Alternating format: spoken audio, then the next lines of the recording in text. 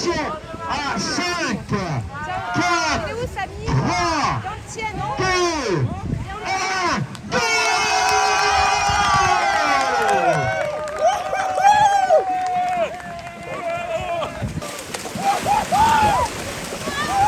C'est possible, on a mis un petit canard dans l'eau qui nous a indiqué que l'eau était à peu près à 9 degrés. On a un peu plus d'une trentaine de courageux qui vont se jeter à l'eau. Donc pour une première, c'est plutôt pas mal. C'est la première fois que nous l'organisons et on espère que ça va devenir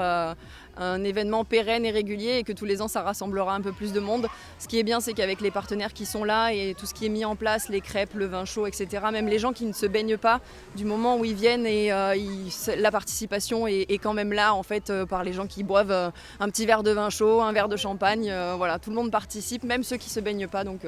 c'est chouette, on est content. Oui, c'est formidable parce que moi je suis très très impressionnée par les courageux qui vont oser la baignade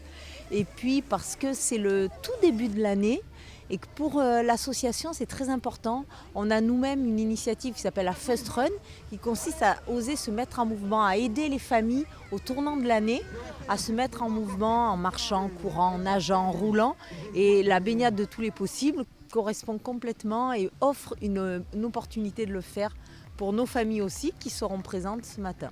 pour encourager ou se baigner, je ne sais pas. Alors au-delà du challenge, parce que c'est vrai qu'il faut quand même être sacrément courageux pour se baigner, même si ça se fait de plus en plus de partout, ça va permettre de récolter des fonds qui vont aider l'association, mais à faire quoi concrètement ?